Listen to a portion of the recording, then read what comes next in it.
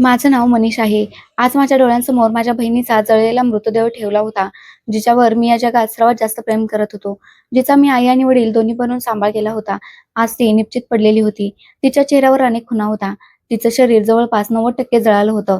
डॉक्टरांनी तिला मृत घोषित केलं होतं. मी तिच्या सासरी पोहोचेपर्यंत तिचा श्वास थांबला होता. मी शेवटच्या क्षणी तिच्याशी बोलू शकलो नाही. पण मी आणि माझी पत्नी खूप रडत होतो. माझी बहीण स्मिता, जिचा मी लहानपणापासून सांभाळ केला होता, जेव्हा मी 9 वर्षांचा होतो आणि माझी बहीण 3 वर्षांची होती, जेव्हा आमचे आई-वडील आम्हाला सोडून गेले होते. लोक म्हणायचे, की या मुलीचं काय होणार? पण मी सर्वांना हेच सांगितलं होतं, की मी आहे ना तिच्यासाठी. मी माझ्या बहिणीची खूप काळजी घेईन आणि मी तसंच केलं. लहान वयापासूनच मी मेहनत, मजुरी करायला सुरुवात केली होती, जेणेकरून माझ्या बहिणीसाठी पैसे कमवू शकेन, तिचं पोट भरू शकेन. पण देवाने मला नेहमी गरीबच ठेवलं.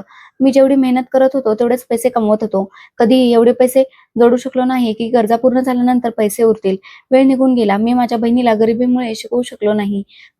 ती बहुधा घरातच राहायची. मी तिची काळजी घ्यायचो. तिला माझ्या हाताने जेवू घालायचो. जेव्हा ती लहान होती तेव्हा तिला माझ्या हाताने अंघोळ घालायचो. मग जेव्हा ती मोठी झाली तेव्हा तिने लहान वयातच घरची सगळी कामं करायला सुरुवात केली होती. मला बाहेरच्या जगाची खूप भीती वाटायची. त्यामुळे मी माझी बहीण स्मिताला बहुधा घरातच कुलूप लावून ठेवायचो आणि ज्या दिवशी मला सुट्टी असायची त्या दिवशी मी ती मोहल्ल्यातील मुलांसोबत खेळायची. जशी-जशी ती मोठी होत होती, तसं-तसं तिचं सौंदर्य अधिक खुलत होतं. मी पाहिलं होतं, की माझी बहीण खूप सुंदर आहे आणि आजकाल चुकीच्या मुलींसोबत वाईट वागणूक देणारे या जगात खूप आहेत. त्यामुळे मला माझ्या बहिणीला जगाच्या नजरेपासून वाचवून ठेवायचं होतं. मी तिच्यासाठी खूप स्वप्ने पाहिली होती, पण कदाचित माझी सगळी स्वप्ने साकार होऊ शकली नाहीत. जेव्हा तिने तारुण्याच्या उंबरठ्यावर पाऊल ठेवलं, तेव्हा तिच्यासाठी पहिलं स्थळ आलं. स्थळाबद्दल ऐकून मी थोडा घाबरलो होतो. माझी बहीण खूप साधी होती, शरीफ होती. जास्त काही जाणत नव्हती. तिला घरातच राहायला आवडायचं, घरची कामं करायला आवडायचं. म्हणूनच मला भीती वाटत होती, की तिचं लग्न तर मी तिच्याशिवाय कसा राहीन? कारण मी नेहमी कामावरून घरी परतल्यानंतर घरातच राहायचो. आम्ही दोघे भाऊ-बहीण एकमेकांशी बोलत राहायचो. एकमेकांच्या सुख-दुःखाचे साथीदार होतो. मी आधी माझ्या बहिणीचं लग्न लावून दिलं नाही. मला वाटायचं, की आमच्या घरात असं कोणीतरी असावं, जे माझ्या बहिणीला खूप प्रेम देईल. तिला समजावू शकेल, की सासरी कसं राहायचं असतं. जी कामं मी तिला शिकवू शकलो नाही, ती कामं तिला दुसरी एखादी समजूतदार व्यक्ती शिकवेल. मोहल्ल्यातीलच एक गरीब माणसाच्या मुलीसोबत माझं लग्न झालं. काही मोहल्लेकरांनी मिळून आमचं लग्न लावून दिलं होतं. माझ्या पत्नीचं नाव मानसी होतं. मानसी खूप चांगली स्त्री होती. तिने माझी पत्नी असण्यासोबतच माझं घरही चांगल्या प्रकारे सांभाळलं होतं. माझ्या बहिणीचीही नेहमी काळजी घेतली. तिला नणंद नाही तर आपली लहान बहीण मानलं होतं. ती तिला प्रत्येक गोष्ट चांगल्या प्रकारे समजावून सांगायची. मी सुटकेचा निश्वास सोडला, की चला बरं झालं. मी नेहमी हेच इच्छित होतो, की आधी माझ्या बहिणीला प्रशिक्षित करणारी व्यक्ती मिळावी, जेणेकरून ती सासरी जाऊन त्रासून जाणार नाही. जी कामं माझ्या बहिणीला येत नव्हती, ती कामं माझ्या पत्नीने तिला शिकवली होती. आता तिचं वय जास्त नव्हतं. माझ्या पत्नीचंही हेच म्हणणं होतं, की बरं झालं तुम्ही कमी वयात स्मिताचं लग्न केलं नाही. ती खूप साधी आहे, काहीच जाणत नाही. मी माझ्या पत्नीला म्हटलं, की तुला तुझ्या बहिणीची खूप काळजी घ्यायची आहे, कारण मी आयुष्यभर माझ्या बहिणीला कोणताही त्रास दिला नाही. जरी मी गरीब माणूस असलो, तरी 2 वेळची पोळी तिला पोटभर मी नेहमी दिली आहे. माझी पत्नी म्हणाली, की "हो, मी तुम्हाला कधीही तक्रारीची संधी देणार नाही." त्याच दरम्यान माझी पत्नी गरोदर राहिली. ती आई होणार होती आणि आता माझ्या बहिणीसाठी अनेक स्थळ येत होती. मलाही हेच योग्य वाटलं, की आता तिचं वय 23 वर्ष झालं आहे. मी तिचं लग्न करून दिलं पाहिजे. एके दिवशी माझ्या बहिणीसाठी एक शिकलेल्या मुलाचं स्थळ आलं. जरी माझी बहीण शिकलेली नव्हती, जेव्हा मी चौकशी केली तेव्हा समजलं, की मुलगा शहरात नोकरी करतो. त्याची कमाई चांगली आहे. मी त्याचं घरही पाहायला गेलो होतो. घरही चांगलं होतं, मोठं होतं. मी या स्थळासाठी होकार दिला होता. माझ्या पत्नीने तिला तिची मर्जीही विचारली होती, पण ती खूप साधी होती. तिने हेच सांगितलं, की जसं माझ्या भावाला वाटतं, मी तसंच करेन. मी कोणालाही पसंत करत नाही आणि माझी कोणतीही इच्छा नाही. माझ्याकडे जी थोडीफार साठवलेली पुंजी होती, त्यातून मी माझ्या बहिणीचं लग्न करून दिलं. तिच्या लग्नाला जवळपास 6 महिने उलटले होते. ती दर महिन्याला आमच्या घरी यायची. तिला पाहून वाटायचं, की ती खूप आनंदी आहे. मी अनेकदा माझ्या पत्नीलाही विचारलं होतं, की "तू तिला बोलता-बोलता विचारत जा, की तू सासरी खुश आहेस ना?" माझी पत्नी म्हणायची, की "मी तिला अनेकदा विचारलं आहे, पण ती हेच सांगते, की मी खूप खुश आहे." आणि मग तिला पाहूनही यात तसंच वाटायचं. जेव्हा ती आमच्या घरी यायची, तेव्हा तिने चांगले कपडे घातलेले असायचे. तिची तब्येतही पूर्वीपेक्षा बरीच सुधारली होती. एके दिवशी मी अचानक माझ्या बहिणीला फोन केला. विचार केला, की हाल-अहवाल विचारून घेतो. पण जसा तिने फोन उचलला, तसं मला वाटलं जणू ती रडत आहे. मी तिला अनेकदा विचारलंही होतं, की "तुझा आवाज इतका घाबरलेला का वाटतोय?" तिने हेच सांगितले, की "मी आता झोपून उठले आहे. बाकी मी एकदम ठीक आहे आणि खुश आहे. मला कोणताही त्रास नाहीये दादा. तुमचा गैरसमज होतोय की तुम्ही माझ्या आवाजावरून अंदाज लावताय की माझा आवाज रडवेल्यासारखा येतोय.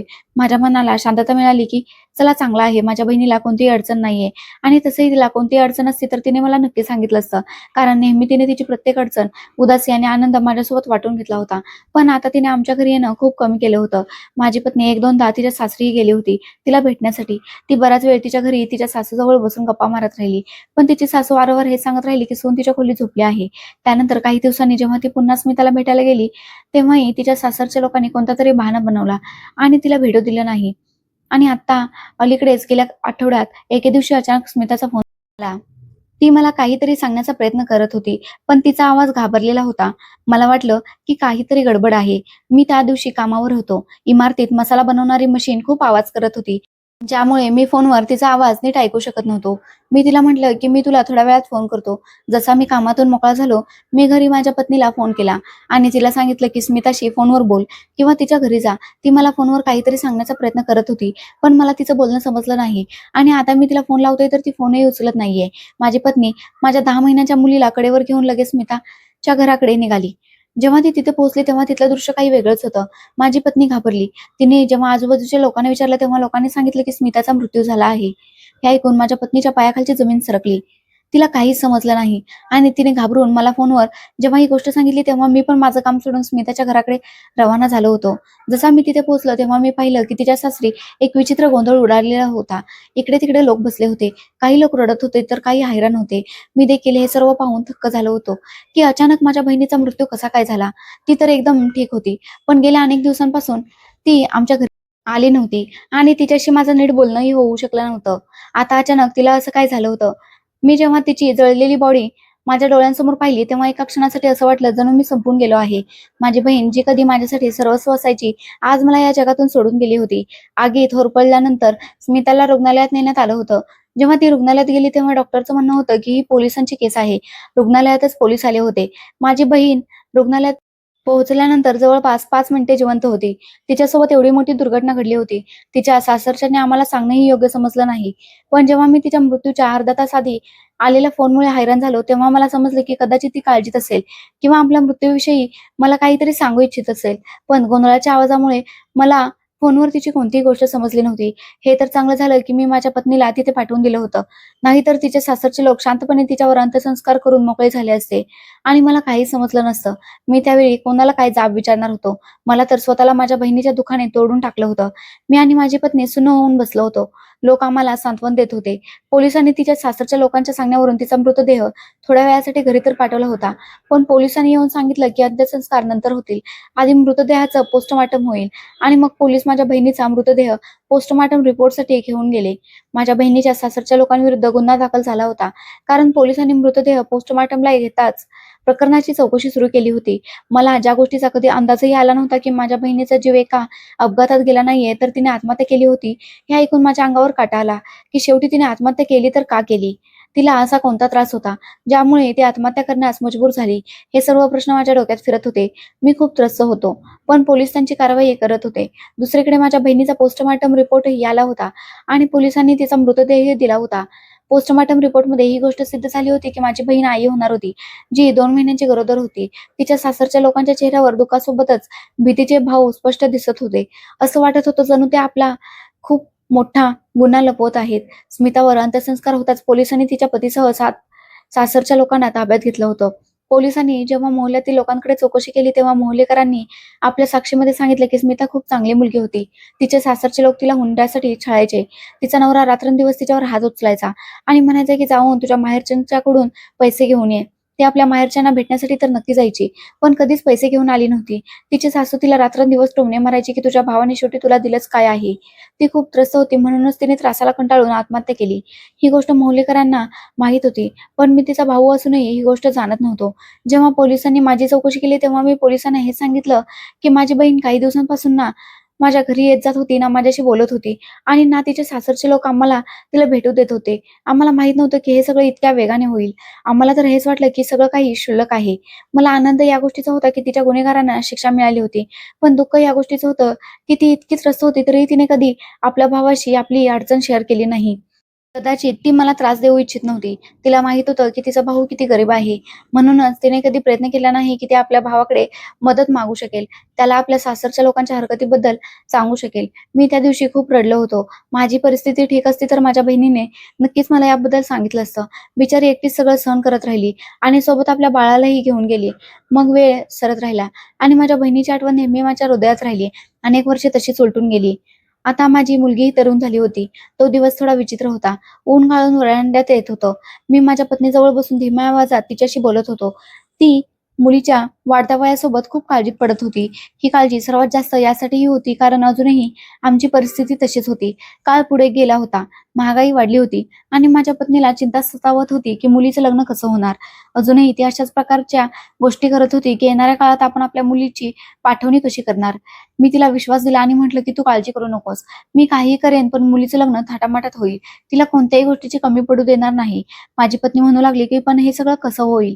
ती यासाठीही सर्वात जास्त चिंतेत होती कारण गेल्या आठवड्यात मुलीसाठी एक स्थळ आलं होतं आणि ते लोक तिला आपल्या घरची सून बनवण्यासाठी खूप हट्ट करत होते. आमचा सध्या लग्नाचा कोणताही विचार नव्हता पण मुलीला एक ना एक दिवस पाठवणी तर करायचीच होती.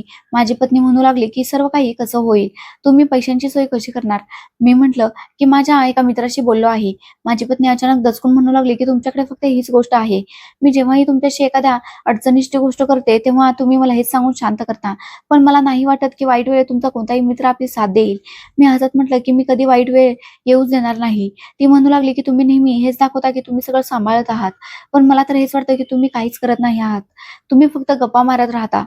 मी म्हटलं की तुझा माझ्यावर विश्वास नाहीये. अजून आपल्या मुलीची सोयरी पक्की थोडीच झाली आहे. मुलाकडचे अजून 2-3 दिवसांनी बोलण्यासाठी येतील तेव्हा स्थळ फायनल होईल आणि तू तर आतापासूनच काळजी करत बसलीस. ती म्हणू लागली की मला तर हे स्थळ एकदम योग्य वाटत आहे. मुलगा शिकलेला आहे, समजूतदार आहे, घरदार चांगला आहे, व्यवसाय चांगला आहे. मी तर विचार करते की आपण इथेच स्थळ पक्क करून टाकायचं आणि जर सोयरी पक्की झाली तर उंबरठ्यावर वरात यायला जास्त वेळ लागणार नाही आणि आपल्याकडे पाहुण्यांना खाऊ घालण्यासाठी ना पाणी असेल आणि ना तिला भेटण्यासाठी दानहुंडा असेल. काय आपण आपल्या मुलीला रिकाम्या हाताने पाठवणार. माझ्या पत्नीने प्रश्नार्थक नजरेने माझ्याकडे पाहिलं. मी शांत झालो, नजर खाली झुकून बसलो. ती पुढे म्हणाली, ना तुम्ही हुंड्याचं सामान गोळा केलं आहे, ना इलेक्ट्रॉनिक वस्तूंची सोय कोणती आहे. मी म्हटलं की जेव्हा लग्न होईल तेव्हा वेळेवर सगळं काही ठीक होईल. तुला काळजी करण्याची गरज नाही. ती म्हणू लागली की तुम्ही अशाच गोष्टी करता. मुलीला देण्यासाठी आपल्याकडे एक जोडी कपडेही नाहीयेत. तुम्हाला काय वाटतं की आयुष्यभर माझ्या मुलीने जसं इथे प्रत्येक गोष्टीसाठी तरसून काढलं तसंच ती हुंदके देत विदा होऊन जावी. तुम्हाला माहित आहे ना सासरचे लोक जीवावर उठतात. तेव्हा मुलीचं आयुष्य उद्ध्वस्त होऊन जातं. मी म्हटले की ठीक आहे शांत हो. पुढच्या आठवड्यात ते मुलाकडचे लोक पुन्हा आमच्या घरी बातचीत करण्यासाठी आले आणि म्हणू लागले की फक्त स्थळाला होकार द्या. आम्हाला तुमची मुलगी खूप पसंत आहे. माझ्या पत्नीने होकार दिला होता आणि मग ते गेल्यानंतर ती पुन्हा याच गोष्टी घेऊन बसली होती की आपण काय करणार, कसं करणार. जर मुलीला दानहुंडा दिला नाही तर सासरी तिची काय इज्जत राहील.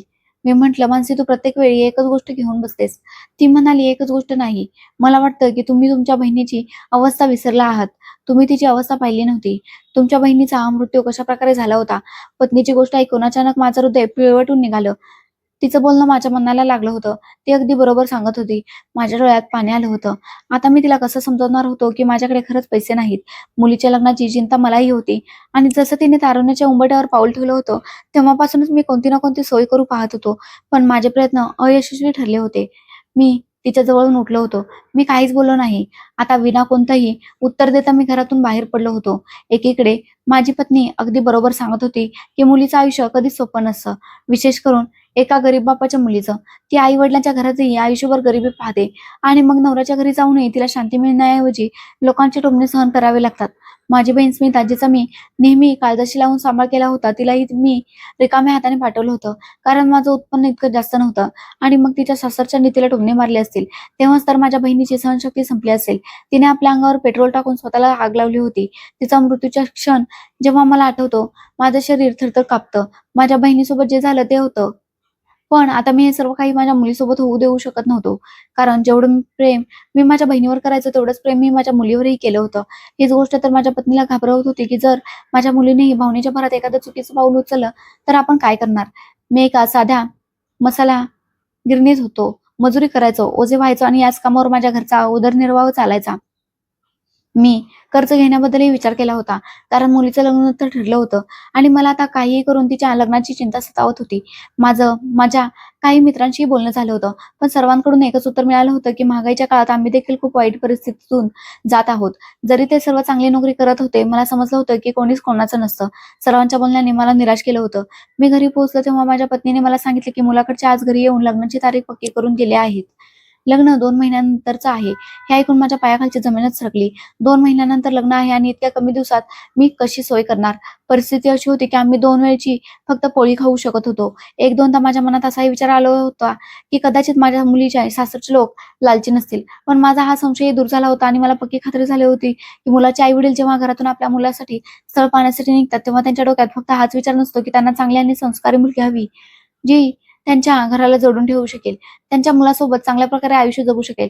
उलट त्यांच्या डोक्यात तर हे असतं की मुलगी शिकलेली असावी, सुंदर असावी, प्रत्येक कामात परिपूर्ण असावी, स्वतःच्या पायावर उभी असावी, श्रीमंत बापाची मुलगी असावी, दानहुंडाई भरपूर घेऊन यावी आणि मुलीसोबतच त्यांच्या मुलालाही भरपूर मान मिळावा. मी विचार केला होता की माझ्या मुलीच्या लग्नानंतर त्रास सहन करण्यासाठी सोडणार नाही. कदाचित प्रत्येक मुलाच्या आई-वडिलांचा विचार असाच असतो. म्हणूनच माझं हे विचार करणं व्यथित होतं की ते लोक लालची नसतील. मी विचार केला की एकदा मी त्यांच्याशी बोलून घेतो. विनंती करून घेतो की लग्नासाठी थोडासा वेळ पुढे ढकलावा. पण असं करता-करता मी कुठेपर्यंत त्या लोकांकडे वेळ मागत राहीन. कारण ना तर माझ्याकडे आज काही आहे, ना उद्या काही असेल. हे सगळं विचार करून माझं डोकं चक्रावून गेलं होतं. काय माहीत का मला खूप विचित्र विचार येऊ लागले होते. वाटलं की स्वतःलाच विकून टाकावं, जेणेकरून मुलीचं लग्न आनंदात पार पडेल. पण हा देखील फक्त एक विचारच ठरला. बराच वेळ मी घराबाहेर एकटाच बसून राहिलो होतो.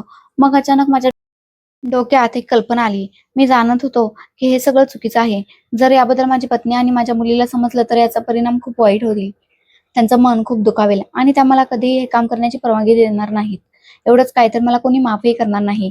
पण सध्या तर हाच विचार माझ्या डोक्यात आला होता आणि एक प्रकारे माझ्यासाठी हे काम करणं खूप गरजेचंही होतं. कारण जर मी केलं नाही तर माझ्याच डोळ्यांसमोर कदाचित माझ्या मुलीलाही मरताना पाहीन. ज्यावेळी मी स्मिताच्या चितेला अग्नी दिला होता की ती वेळही मी विसरू शकलो नव्हतो. मी जाणत होतो की या निर्णयानंतर मी कधीही चांगल्या प्रकारे आयुष्य जगू शकणार नाही. माझं आयुष्य पूर्णपणे बदलून जाईल. पण आता मी निर्णय घेतला होता आणि मी या निर्णयावर ठाम राहू इच्छित होतो.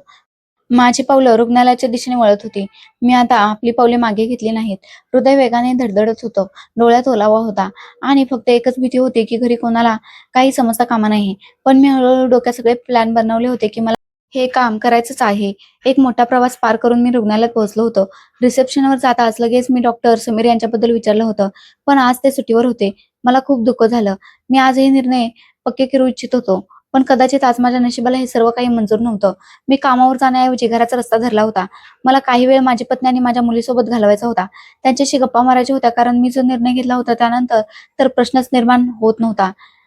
मला लवकरात लवकर या कामाला पूर्ण करायचं होतं. तसेही माझ्याकडे जास्त वेळ नव्हता आणि जवळपास 1 महिन्यापर्यंत तर मला अजिबात माझी पत्नी आणि मुलीच्या समोर यायचं नव्हतं. मी विचार केला होता की मी 1 महिन्यानंतर कोणालाही भेटू शकणार नाही. रस्ता पूर्ण करून जेव्हा मी घरी पोहोचलो तेव्हा दारात उभी असलेली माझ्या होणाऱ्या जावयाची गाडी पाहून मी काळजीत पडलो होतो. माहिती नाही ही गाडी इथे का उभी होती. माझ्या डोक्यात आलं की कदाचित मला मुलीचे सासरचे लोक इथे आले असतील. पण का? आता तर लग्नाची तारीखही पक्की झाली होती. आता त्यांना अशी काय बातमी द्यायची होती? माझं हृदय जोरात धडधडत होतं. सांगायचं तर त्याने स्वतःच माझ्या मुलीला पसंत केलं होतं. मी तर आता सोयरी करूही इच्छित नव्हतो. पण ते लोक खूप हट्ट करत होते आणि हे लग्न बहुधा त्यांच्याच मर्जीने होत होतं. एकदा पूर्वीही माझ्या पत्नीने माझ्याशी या गोष्टीवर चर्चा केली होती की आपल्या मुलीच्या होणाऱ्या सासूने दबत्या शब्दात काही मागण्या केल्या आहेत. सांगायचं तर हे लोक खूप श्रीमंत होते, पण तरीही अटी ठेवत होते. सध्या मी देवाची आठवण काढली आणि घराचा दरवाजा उघडून आत प्रवेश केला. माझा विचार अगदी बरोबर ठरला. माझा होणारा जावई आणि त्याचे आई-वडील आमच्या घरात आरामात सोफ्यावर बसले होते. माझ्या पत्नीने त्यांच्यासाठी चहा नाश्ता लावला होता. मी त्यांना चहा देत होती. तर माझी मुलगी डोक्यावर ओढणी घेऊन मान खाली घालून बसली होती. मी त्या लोकांना जसा मोठ्या आवाजात नमस्कार केला, माझा होणारा जावई लगेच आपल्या जागेवरून उभा राहिला. त्याने माझा आशीर्वाद घेतला. मी आनंदाने पुढे जाऊन त्याला मिठी मारली.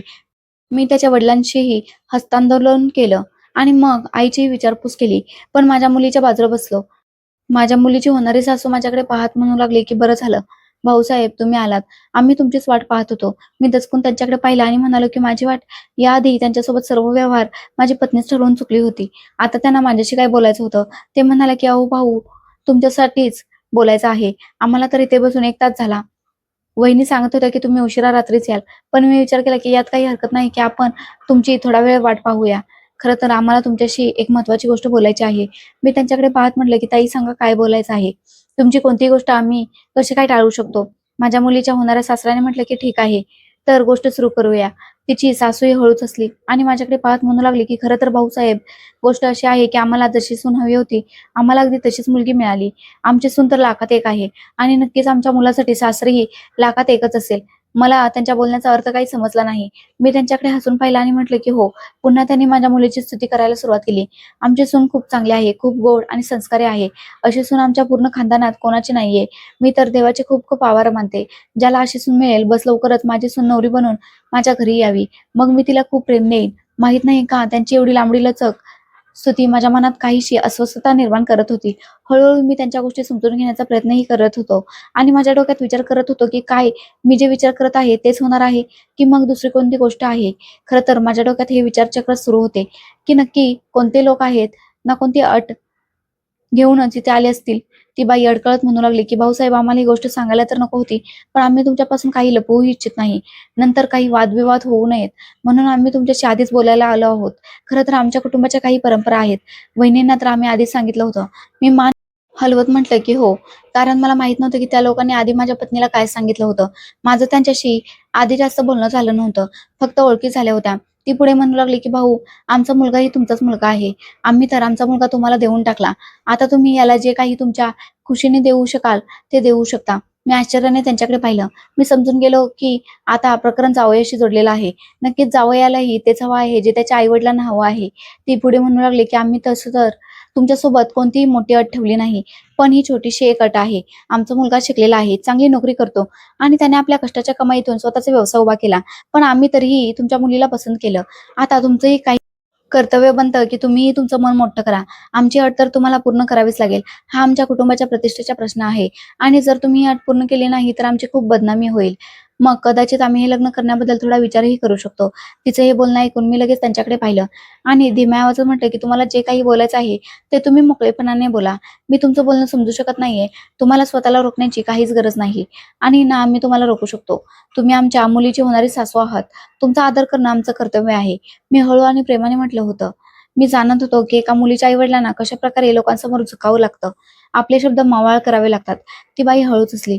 माझ्याकडे पाहत म्हणू लागली की खरं तर भाऊसाहेब, आमची अट ही आहे की तुम्ही आपल्या जावयाला जवळपास 6-7 तोळ्यांची एक सोन्याची चेन द्यावी आणि 2 हातात घालण्यासाठी कमीत कमी 2 अंगठ्या तरी असाव्यात.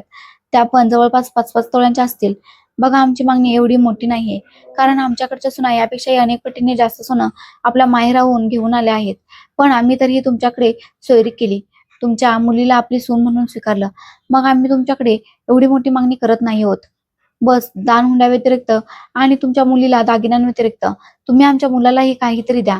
नाहीतर नातेवाईकांमध्ये आमची नाक कापली जाईल. एवढं सांगून ती तर शांत झाली. तिचा नवरा बोलू लागला आणि म्हणू लागला की बघा भाऊसाहेब, ही आपली आपापसातली गोष्ट आहे आणि आम्हाला माहित आहे की तुम्ही आमचं बोलणं समजून घ्याल. आम्हाला माहित आहे की तुमची तशी परिस्थिती नाहीये. पण तुम्हाला तर माहित आहे की लोक बोलतील की एवढा चांगला शिकलेला, श्रीमंत आणि कमावता मुलगा, सासरहून काहीच मिळालं नाही. तर लोक म्हणतील की या मुलाला तर खूप मुली मिळू शकल्या असत्या. मग यांनी गरिबांमध्ये आपल्या मुलाचं लग्न का केलं? तसं तर तुम्ही तुमच्या मुलीला दागिने घालतच आहात. पण जावयालाही समजून घ्यावं लागेल. शेवटी तो तुमच्याच मुलीचा नवरा आहे आणि तुमची मुलगी तर एकुलती एकच आहे. तुम्ही तर तुमचं मन, तन, धन सगळं काही तिच्यावर उधळून घ्यायला हवं. त्यांचं बोलणं ऐकून मी थक्क झालो. माझ्या पत्नीची अवस्था ही काहीशी अशीच होती. काही क्षणानंतर मी त्या लोकांकडे पाहिलं आणि धीम्या आवाजात म्हटलं की मी तुमचं बोलणं चांगल्या प्रकारे समजून गेलो आहे. मी तुमचा आदर करतो, पण सोन्याची अंगठी, चेन माझ्या ऐपतीच्या बाहेर आहे. माझी पत्नी जेव्हा या घरात आली होती तेव्हा तिच्याकडे एक सोन्याचा सेट होता. आम्ही त्यालाच पॉलिश करून घेतला आणि विचार केला की मुलीला तोच देऊन टाकू. पण तुम्ही लोक तर खूप मोठ्या मोठ्या मागण्या करत आहात. मी एवढं परवडू शकत नाही. याआधीच माझी पत्नी बोलली की काय झाले तुम्हाला? मुलीच्या सासरच्यांनी अशा प्रकारचे बोलतात का? मी शांत झालो. मला माहित होतं की जावयाला नकार दिला जात नाही, विशेषतः त्याच्या घरच्यांसमोर. पण मी करणार तरी काय होतो? चारी बाजूने मी संकटांनी ओढलेला होतो. ना आतापर्यंत माझ्याकडे हुंड्याची कोणती व्यवस्था झाली होती आणि ना वऱ्हाडांच्या खाण्यापिण्याची. मंगल कार्यालयांचंही बुकिंग करायचं होतं, कारण लग्नाची तारीख पक्की झाली होती आणि माझ्याकडे अजून कोणतीही व्यवस्था नव्हती. त्यांचं बोलणं ऐकून माझ्या पायाखालची जमीनच सरकली होती. म्हणूनच मी विचार न करता बोलून गेलो. मग मी माझ्या बहिणीचा विचार केला आणि डोकं चालवलं की जर मी आता या लोकांची मागणी पूर्ण नाही केली, तर कदाचित लग्नानंतर माझ्या मुलीचीही तीच अवस्था होईल, जी एका वेळी माझ्या बहिणीची झाली होती. मी त्यांना म्हटलं की "वहिनी, आपण नक्कीच प्रयत्न करू आणि जसंही काही असेल आम्ही तुम्हाला फोन करून सांगून टाकू." तुम्ही चहा घ्या. मी त्यांना चहा पकडवत म्हटलं, चहा माझ्या मुलीने बनवला आहे, खूप चांगला आहे. तर ती चेहरा खाली घालून बसली होती. असं वाटत होतं जणू माझ्या मुलीला फक्त इशाऱ्याची देरी होती आणि ती लगेच आत पळून जाईल. काही वेळानंतरच मी तिची अडचण सोपी केली आणि तिच्याकडे पाहत हळूच म्हटलं, की "बाळा तू आत जा. मी सगळं सांभाळून घेईन." माझं सांगणं आणि ती लगेच उठून आपल्या खोलीत गेली. थोड्या वेळानंतर तिचे सासरचे लोकही निघून गेले होते आणि त्यांच्या जाताच माझी मुलगी भडकून उठली. मला पाहताच म्हणू लागली, की "पाहिलं तुम्ही लोकांनी आणि मम्मी तू. मी तुम्हाला आधी सांगितलं होतं ना, की ही सोयरीक आपल्या ऐपतीप्रमाणे नाहीये. मी तर आधीच या स्थळाला घाबरत होते. ही बाई लग्नाच्या शेवटच्या दिवसापर्यंत अटीवर अटी ठेवत जाईल आणि तुम्ही लोक पूर्ण करत जाणार आहात का? मी माझ्या मुलीला शांत राहायला सांगितलं. ती रडत होती. माझी पत्नी तिला खोलीत घेऊन गेली. माझं डोकं इसवणं झालं होतं, की आता काय होणार? मला काही समजत नव्हतं. मुलीचा हुंडाही जमा करायचा होता आणि तिचे सासरचे लोक जी अट ठेवून गेले आहेत, ती ही पूर्ण करायची होती. माझी पत्नी बाहेर आली आणि म्हणू लागली, की तुम्ही लोकांना या सांगितलं का नाही, की आपण मुलीला जास्त हुंडा देऊ शकत नाही. मी म्हटलं, की "शांत हो. मी माझ्या मुलीला हुंडाही देईन. तिच्या नवऱ्यासाठी सोन्याची चेन आणि अंगठ्याही बनवून घेईन आणि माझ्या मुलीसाठीही दागिने बनवेन आणि तिचं लग्न अगदी थाटामाटात करेन. असं लग्न करेन, की पूर्ण मोहल्ला पाहत राहील. तुम्हाला काळजी करण्याची गरज नाही. मी व्यवस्था केली आहे." माझ्या पत्नीने आश्चर्याने माझ्याकडे पाहिलं आणि म्हणू लागली, की "कसली व्यवस्था?" मी म्हटलं, की "मी कतारला चाललो आहे, जिथे माझी नोकरी लागलेली आहे. खूप दिवसांपासून मी माझ्या एका मित्राशी याबद्दल बोललो होतो. आता त्याचा फोन आला आणि त्याने सांगितलं, की "तू लवकरात लवकर कामावर येऊन जा." मी यासाठीच घरातून गेलो आहे. मी माझे डॉक्युमेंट्स तयार करून घेतले आहेत. एका महिन्यासाठी तिथेच चाललो आहे आणि लग्नाच्या 1 आठवडा आधी मी तिथून परत येईन. तेव्हाच आपण शॉपिंग करू घेऊ आणि सगळे व्यवहारही ठरतील. तू निश्चिंत राहा. माझं बोलणं ऐकून माझी पत्नी हैराण झाली. माझ्याकडे पाहत म्हणू लागली, की "हे कधी झालं? तुम्ही तर मला याबद्दल काहीच सांगितलं नाही. तुम्हाला माहीत आहे, की लग्नाच्या किती ढीगभर तयारी करायच्या आहेत आणि तुम्ही कतारला जाण्याच्या गोष्टी करत आहात." मी तिच्याकडे पाहत म्हणू लागलं, की "तुला समजून घेण्याचा प्रयत्न करायला हवा. जर मी कतारला गेलो नाही, तर सगळं काही वाळूसारखं हातातून निसटून जाईल आणि शेवटच्या क्षणी आपल्या मुलीचं लग्न मोडेल. तुला काय वाटतं, की सगळ्या समाजासमोर आपली बदनामी व्हावी?" माझी पत्नी शांत झाली आणि माझ्या बाजूला बसत म्हणू लागली, की "ठीक आहे. मग तुम्ही लवकर परत येण्याचा प्रयत्न करा आणि मध्ये थोडे पैसे पाठवा, नाहीतर अडचण होईल." सध्या तर मी तिच्या प्रश्नाला कोणतंही उत्तर दिलं नाही. आता मला डॉक्टर समीरांना कोणत्याही परिस्थितीत भेटायचं होतं, जेणेकरून मी माझा इरादा पूर्ण करू शकेन. त्यांनी खूप आधी मला ही ऑफर दिली होती, जेव्हा माझी परिस्थिती खूप खराब चालली होती. त्यावेळी मी त्यांच्या बोलण्याकडे लक्ष देणं गरजेचं समजलं नाही. बराच वेळ माझी पत्नी माझ्याजवळ बसून राहिली आणि मग मी काहीतरी विचार करून माझ्या खोलीत आलो. हिम्मत करून मी डॉक्टर समीरांना फोन लावला, तर पहिल्याच रिंगवर त्यांनी माझा कॉल उचलला. ते म्हणू लागले, की "तुम्ही रुग्णालयात आला होतात. जर भेटायचं होतं तर माझ्या क्लिनिकवर आला असता. मी इथून निघत आहे." त्यांचं बोलणं ऐकून मी लगेच म्हटले, की "हो, डॉक्टर साहेब, मला तुम्हाला एका महत्त्वाच्या कामासाठी भेटायचं आहे. मी पण आता तिथेच पोहोचत आहे." मी घाईघाईत घरातून निघालो आणि प्रवास पूर्ण करून त्यांच्या क्लिनिकवर पोहोचलो. तर त्यांनी पाहताच मला मिठी मारली आणि लगेच म्हणू लागले, की "तुला पाहून मला खूप आनंद झाला. बऱ्याच दिवसानंतर आपली भेट होत आहे. कसा आहेस तू?" मी त्यांच्यासोबत बसत म्हटले, की "पूर्वीसारखाच आहे. गरीब, मजबूर आणि हतबल. पण यावेळी माझी अडचण बदलली आहे." ते कपाळावर आठ्या घालत म्हणू लागले, की "म्हणजे काय?" हळू-हळू मी त्यांना सगळी हकीकत सांगितली. ते शांतपणे माझे बोलणं ऐकत राहिले. म्हणू लागले, की "तर तुझा इरादा पक्का आहे. तू शेवटच्या क्षणी पावले तर मागे घेणार नाहीस ना? कारण हे बेकायदेशीर काम आहे, पण यात पैसा भरपूर मिळतो. तुझ्या मुलीचं लग्नही होऊन जाईल. तू तुझ्या जावेयाला सोन्याच्या वस्तूही देऊ शकशील आणि तुम्ही दोघे नवरा-बायकोही सुखाने आयुष्य जगाल. सांग, मी पुढे बोलणं करू की नको?" मी म्हटले, की "हो, तुम्ही बोलून घ्या आणि शक्य झाल्यास उद्या सर्व व्यवहार पक्के करा, कारण मी पूर्णपणे तयार आहे. आणि हो, तुम्हाला विनंती आहे, की मला 1 महिन्यासाठी कुठे थांबण्याची जागा द्या, जोपर्यंत माझ्या जखमा भरत नाहीत. मी पूर्णपणे बरा होत नाही, तोपर्यंत मी माझ्या घरी जाऊ शकत नाही." मी माझ्या पत्नीला बहाणा सांगितला आहे, की मी 1 महिन्यासाठी कतारला चाललो आहे. माझं बोलणं ऐकून डॉक्टर समीर म्हटले होते, की "तुझ्यासारखे वडील आयुष्यात खूप कमी असतात, जे मुलांसाठी आपल्या जीवावर खेळतात. तुला माहीत आहे ना, की या वयात जर आपली किडनी विकशील तर संपूर्ण आयुष्य खूप कठीण जाईल." त्यांचं बोलणं ऐकून मी काही क्षणांसाठी शांत राहिलो. मग मान हलवत म्हणू लागलो, की "हो, मला सगळं माहीत आहे. माझं वय जास्त झालं आहे, पण आता परिस्थिती इतकी गंभीर झाली आहे, की मी आता खूप हतबल झालो आहे." माझं सगळं बोलणं ऐकून त्यांनी एक कॉन्ट्रॅक्ट पेपर काढला, ज्यावर लिहिलं होतं, की मी माझी किडनी माझ्या मर्जीने विकत आहे. सही करताना माझे हात हळू थरथर कापत होते. पण वारंवार माझ्या डोळ्यांसमोर माझ्या मुलीचा हसरा चेहरा येत होता. मी लग्नानंतर तिला अजिबात दुःखात पाहू इच्छित नव्हतो. प्रत्येक बापाप्रमाणे माझी ही इच्छा होती, की माझी मुलगी सुखी जीवन जगावी. पण म्हणतात ना, की काही इच्छा पूर्ण व्हाव्यात, असं कुठे शक्य असतं? सर्व कार्यवाही पूर्ण करून मी घरी परतलो. संपूर्ण रात्र मला झोप आली नाही. संपूर्ण रात्र बेचैनीत गेली. दुसऱ्या दिवशी सकाळी मी माझ्या पत्नीला आणि मुलीला सांगितलं, की मी चाललो आहे. मी दुपारपर्यंत घरातून निघून जाईन. मी माझं सामानही बांधलं होतं. माझी पत्नी आणि मुलगी खूप रडत होत्या. मुलगी तर इतकी रडत होती, की तिची अवस्था खराब झाली होती. पण मी हतबल होतो. मी थांबू शकत नव्हतो. मी माझ्या पत्नीला इशारा करून घरातून बाहेर पडलो आणि सरळ डॉक्टर समीरांकडे गेलो. ते माझी वाट पाहत होते. ते मला घेऊन एका खासगी रुग्णालयाकडे वळले, जेणेकरून तिथे माझं ऑपरेशन होऊ शकेल. मी माझी किडनी विकायला जात होतो, जी विकून माझ्याकडे रक्कम येणार होती आणि मी माझ्या मुलीच्या लग्नाचा खर्च आरामात करू शकत होतो. डॉक्टर समीरांनी माझ्यासाठी एक फ्लॅटही बुक केला होता, ज्यामध्ये मी 1 महिना घालवणार होतो. ऑपरेशन थिएटरमध्ये जाताना माझं मन कापत होतं. मी पण माणूस होतो. भीती मलाही वाटत होती. पण भीतीपेक्षा जास्त माझ्या डोक्यात माझी मुलगी होती आणि अशा वेळी मला माझी बहीणही आठवत होती. देवाचं नाव घेऊन मी आत गेलो. इंजेक्शन दिल्यानंतर मला काही शुद्ध नव्हती की माझ्यासोबत काय झालंय. 24 तासानंतर जेव्हा मला शुद्ध आली, तेव्हा माझ्या उजव्या बाजूला खूप वेदना जाणवल्या. मी नजर फिरवून पाहिलं तर तिथे पट्टी बांधलेली होती, ज्याचा अर्थ होता की माझी किडनी काढली गेली आहे. माझ्या डोळ्यातून अश्रू वाहत होते. सलग 4 दिवस मी रुग्णालयात होतो. याच काळात मी माझी पत्नी आणि मुलीशीही थोडंसं फोनवर बोलून घेतलं होतं, जेणेकरून त्या लोक निश्चिंत राहतील. ज्यावेळी मी घरातून निघत होतो, माझ्या मुलीने हट्ट केला होता की ती माझ्यासोबत एअरपोर्ट पर्यंत येईल, पण मी तिला खूप सहजपणे बहाणा बनवून टाळलं होतं. वेळ निघून जात होता. या महिन्याच्या दरम्यान माझं बोलणं माझ्या पत्नीशी नगण्य झालं होतं. अनेकदा तिने माझ्याकडे तक्रारही केली होती की तुम्ही तिथून कधी येणार? इकडे तुमच्याशिवाय आमचा काळ खूप कठीण जात आहे. तुम्हाला माहित नाही की आमच्यावर काय बेतत आहे. तुम्ही तर तिथे जाऊन आम्हाला विसरलात. तुम्हाला तर आमची काही पर्वाच नाहीये. तिचा हा अंदाज कधी कधी मला चिंताग्रस्त करण्यास मजबूर करत असे. मी तिला विचारायचो की काय झालंय? काही झालं तर असेल तर मला सांग ना. पण ती नेहमी गोष्टीला बहाणा बनवून टाळायची. जवळपास 25 दिवस उलटले होते. मी आतापर्यंत माझ्या मुलीशी बोललो नव्हतो. अनेकदा मी माझ्या पत्नीला विचारले होतं की दिव्यांका कशी आहे? कुठे आहे? तिच्याशी माझं बोलणं करून दे. पण ती नेहमीच हेच म्हणायची की ती तिच्या खोलीत आहे आणि प्रत्येक वेळी माझ्या पत्नीचा आवाज रडवेल्यासारखा असायचा. ही गोष्ट मला बऱ्याच काळापासून जाणवत होती.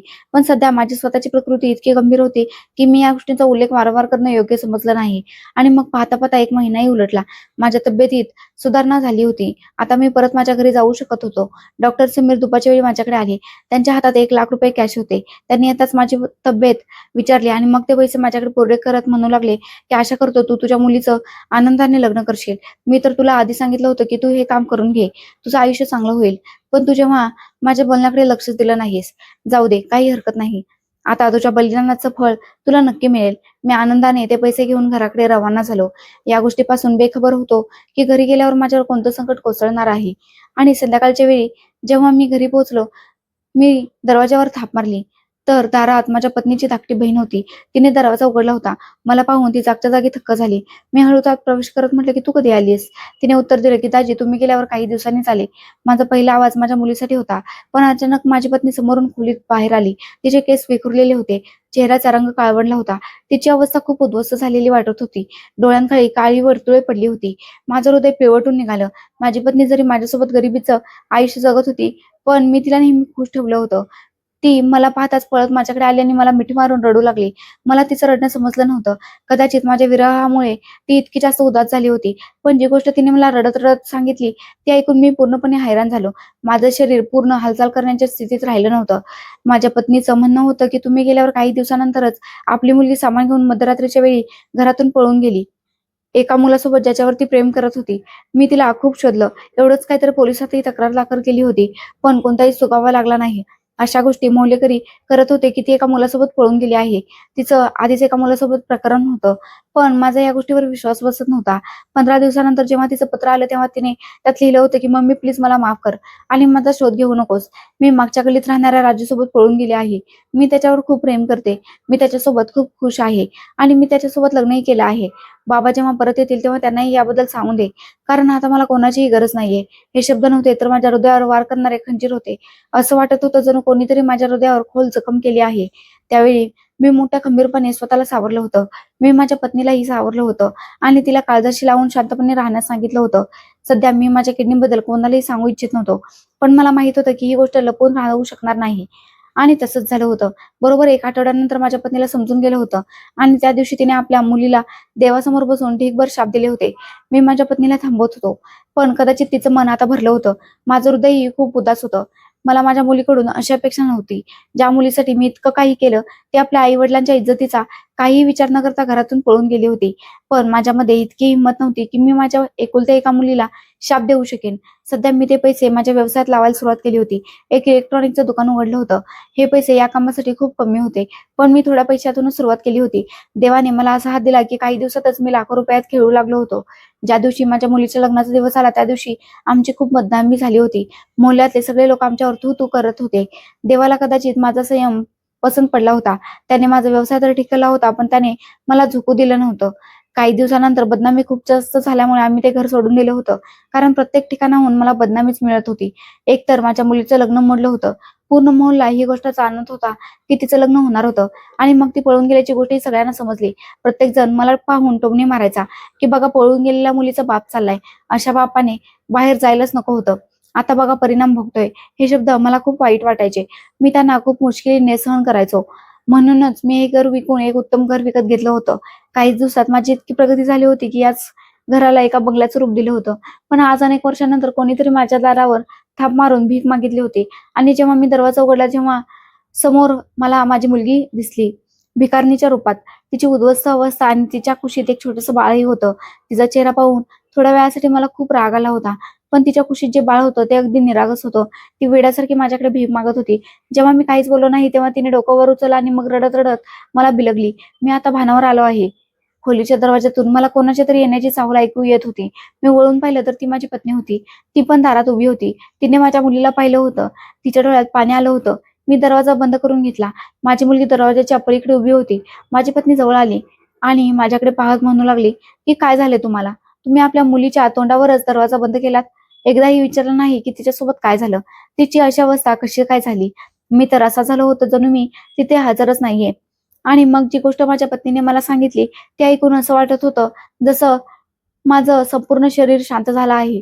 माझ्या जगण्याचं शेवटचं ध्येय फक्त आणि फक्त माझी मुलगीच होती. पण तिने चूक केली होती तर काय मी तिला माफ करू शकत नव्हतो? जेव्हा मी माझ्या मुलीला सुरक्षितच ठेवू शकलो नाही, काही क्षणानंतर माझी मुलगी खोलीत आली आणि माझ्या पाया पडत ढसाढसा रडू लागली. रडत रडत म्हणू लागली की बाबा मी खूप मजबूर होते, मी काय करते? तुम्ही लोकांनी माझी मर्जी जाणून घेतल्याशिवाय माझं लग्न ठरवून टाकलं होतं. ते लोक लालची होते. मी त्यांच्या लालचेला कंटाळले होते आणि मग मी मागच्या गल्लीत राहणाऱ्या मुलासोबत पळून गेली. तशी मी कधी घराबाहेर पडले नव्हते, पण त्याच्यासोबत माझी मैत्री सोशल मीडियावर झाली होती. तिथूनच आम्ही बोलायला सुरुवात केली होती. तो मला घरातून पळवून घेऊन गेला.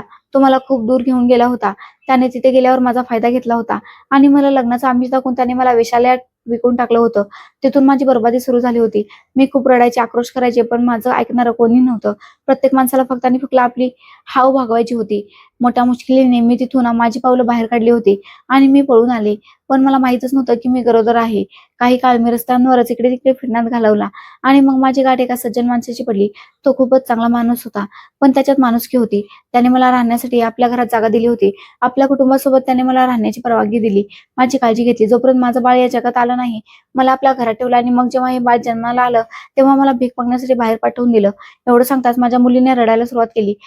तर मी माझं हृदय धरून बसलो होतो. माझं हृदय धडधडायला विसरलं होतं. म्हणजे ते पत्र, त्या गोष्टी सगळं खोटं होतं. माझ्या मुलीने त्या मुलाची फक्त मैत्री केली होती. पण ती आपल्या बापाची मजबुरी पाहून घरातून पळून गेली. तिला वाटलं की कदाचित त्याच्याशी लग्न केल्यानंतर जेव्हा सगळं काही ठीक होईल, तेव्हा ती काही दिवसानंतर माझ्याकडे परत येईल, आम्हा लोकांची माफी मागेल आणि तिचं लग्नही कमी खर्चात पार पडेल. माझी मुलगी पळाली नव्हती. तो मुलगा तिला फूस लावून आपल्यासोबत घेऊन जाऊ इच्छित होता. तिला फसवण्यात आलं होतं आणि मी एवढ्या सहजासहजी आता कोणाला माफ करू शकत नव्हतो. देवाला माहित होतं की किती काळानंतर मला इज्जत मिळाली होती. मी आता काहीही करू शकत होतो. मी त्या मुलाची सगळी माहिती काढली. पोलिसात त्याच्या नावाने तक्रार नोंदवली. त्याला अटक करवली आणि जे बाळ माझ्या मुलीकडे होतं मी त्याला स्वीकार करू शकत नव्हतो. पण आपल्या मुलीखातर मी त्यालाही काळजाशी लावलं आणि एका चांगल्या मुलाचं स्थळही शोधलं. हो, त्या लोकांना खूप आक्षेप होते. पण म्हणतात ना की जेव्हा संपूर्ण जग वाईट असतं आणि फक्त एक चांगला माणूस असतो, तेव्हा एक चांगला माणूस गरजेचा असतो. माझ्या मुलीच्या सासरी कोणीही चांगलं नव्हतं, पण तिचा नवरा खूप चांगला होता. मी माझ्या मुलीला आपल्या जवळच ठेवून घेतलं होतं. तिच्या नवऱ्यालाही आमच्यासोबत राहण्यास कोणती अडचण आली नाही. तो आपल्या आई-वडिलांकडेही जायचा आणि आपल्या पत्नीसोबतही राहायचा. मी आजही माझ्या मुलीचा चेहरा पाहतो, तेव्हा मला त्या सगळ्या गोष्टी आठवतात. हे खरं आहे की मी माझी किडनी माझ्या मुलीखातर विकली होती, पण माझ्या मुलीनेही काही कमी बलिदान दिलं नव्हतं. देव परीक्षा त्यांच्याच घेतो, जे सहन करण्याची ताकद ठेवतात. आता माझ्या आयुष्यात कोणतीही अडचण नाहीये. माझी मुलगीही सुखाने माझ्या घरात राहते आणि माझा व्यवसायही चांगला चालत आहे. पण माझ्या आयुष्यात जे काही घडलं ते कदाचित मी कधीही विसरू शकणार नाही. मित्रांनो, आशा करते की तुम्हाला आमची कहाणी आवडली असेल. कथा आवडली असेल तर व्हिडिओला लाईक करा. चॅनलवर नवीन असाल तर चॅनलला सबस्क्राईब करा आणि हो, नोटिफिकेशन बेल नक्की दाबा, जेणेकरून पुढील अपडेट सर्वात आधी तुम्हाला मिळेल. धन्यवाद.